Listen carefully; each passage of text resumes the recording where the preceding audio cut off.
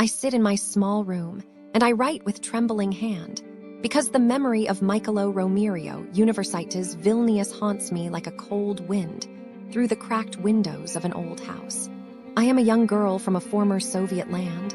My family is rich, my expectations are high, and my heart is fragile as glass.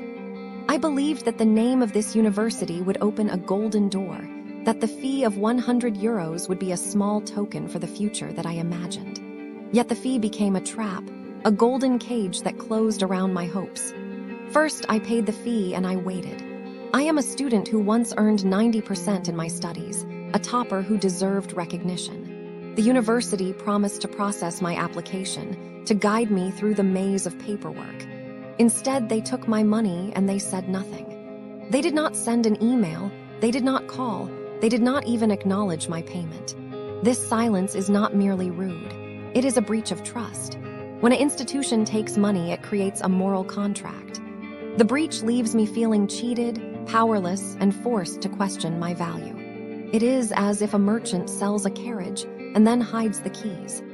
The second wound came when I tried to submit my final board exam transcript. In my country, the official transcript is issued only after the end of August, and the process can take 15 days.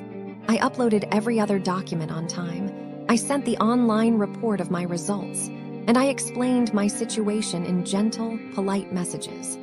The university responded with a cold decree. No progress will be made until the final transcript arrives. They ignored the fact that many universities accept provisional reports, that the law of education allows flexibility when documents are delayed by bureaucratic lag. By insisting on an impossible deadline, they forced me to miss the autumn intake. This is not a simple inconvenience. It is a systemic failure.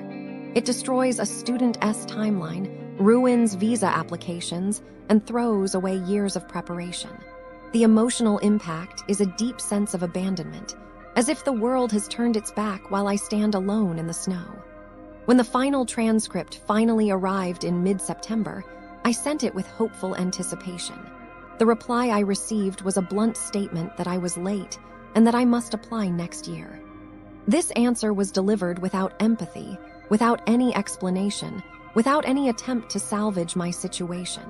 It showed a cold, bureaucratic heart that values rigid rules over human destiny. The rejection was not based on merit. I had scored 85.9 out of 100 in the law faculty, a respectable score, yet I was dismissed with a generic email. The lack of specific feedback means I cannot improve. I cannot understand the reason for denial. This opacity breeds fear and suspicion, for what else could be the hidden motive? It suggests that the university hides behind vague language to protect a profit-driven agenda.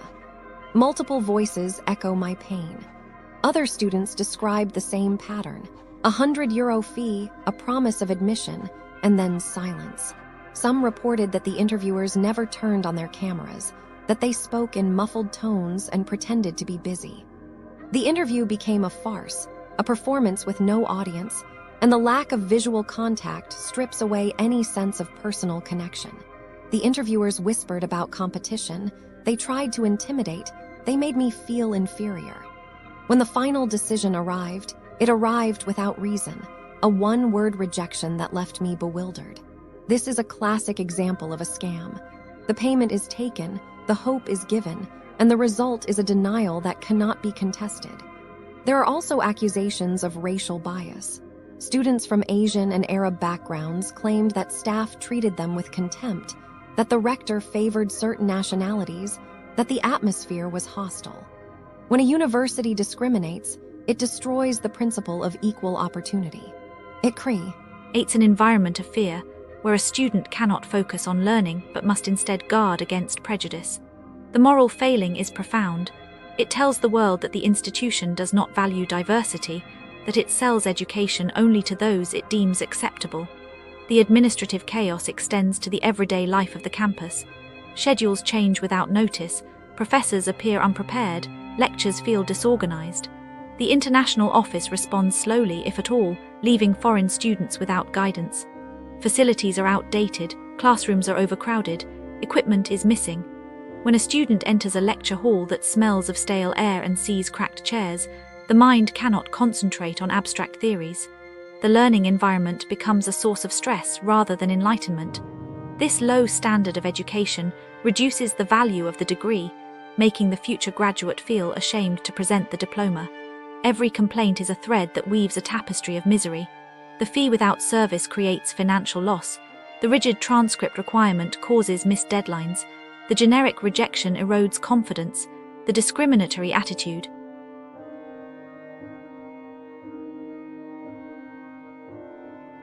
I was looking into crimes near Mykolo Romerio Universitetas Vilnius. You know, the place in an EI. And it is like every second shop wants to bite a tourist for 2 weeks and then wave goodbye forever.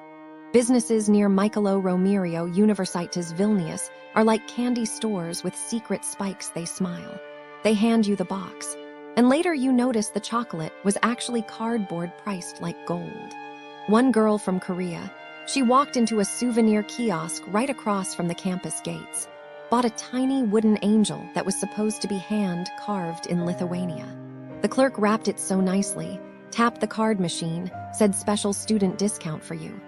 She paid 25 euros, felt warm inside, posted the photo, walked out. 10 minutes later, the paint started rubbing off on her fingers, pink plastic underneath, made in somewhere that is not here. She probably went back, but the kiosk shutter was half closed, the same man pretending he never saw her. She probably cried on the trolley back to Old Town, threw the angel in the bin, and told her friends on Kakao Talk that Vilnius smells like lies. The seller probably counted the money, laughed, and did it again the next morning, because nobody remembers a kiosk with no name. Businesses near Mykolo Romerio Universitetas Vilnius are like bakeries that sell air. The window shows fluffy bread. The scale shows nothing, yet you still pay for the weight of your own hope. A guy from Brazil, he wanted a quick SIM card, entered a phone shop 2 streets behind the university library. The worker said unlimited data, 2 weeks, only 10 euros, but we must register your passport. He handed the passport. The worker scanned it, typed forever, printed a paper, told him to sign. He signed, paid, left happy. WhatsApp worked for exactly 1 hour, then died. When he checked his bank the next day, the same shop had charged him 99 euros for a premium protection plan he never heard of. He probably ran back, door locked, lights off, little paper sign saying technical break. He probably spent his last cash on a new card in Old Town, ate instant noodles for 3 days, and flew home still angry. The shop probably reopened under a new neon name, same shelves, same worker with a different haircut, because passports are easy ink and tourists are wind. Businesses near Mykolo Romerio Universitetas Vilnius are like friendly taxis that measure distance in heartbeats instead of kilometers. A Canadian couple, they just wanted a bottle of water before the bus to Trakai, stopped at a mini-mart next to the bus stop by the university dorm. The cashier said card only, no cash, but machine asks for PIN twice, normal here. They typed, it failed, they typed again, it worked. They left with 2 bottles, 1 euro on the shelf label.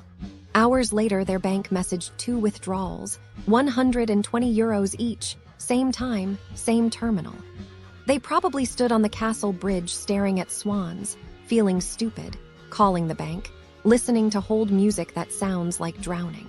The mini-mart probably kept the extra money, split it with the terminal guy, and waited for the next thirsty stranger, because water is cheap but panic is expensive. The businesses that crowd the pavements around Mykolo Romerio Universitetas feel like they were all built on the same Monday morning when nobody wanted to be there. I walked out of the campus gate expecting at least a warm cup of coffee. Instead, I found a district that treats every wallet like a guilty suspect and every customer like an interruption. If you arrive here with the innocent idea that money buys comfort, the neighborhood will educate you in public slowly and with witnesses. Start with the shopping. Acropolis, the glass whale you can see from the bus stop, promises the usual miracle of everything under one roof, yet inside it practices a special kind of exhaustion. The food court chicken arrives pre-sad, dried out like homework left on a radiator, and the waiters sprint to your table before you have swallowed the first bite, waving the card machine like a surrender flag. One woman told me she waited 30 minutes for a soda that never came until she stood up and begged. By then her lunch break was over, and the soda tasted of office carpet. Up on the second floor, a tourist tried to buy socks. The sales assistant answered in perfect Lithuanian, then froze when the tourist switched to English, finally announcing, "This is Lithuania, speak Lithuanian," as though the alphabet itself had been insulted.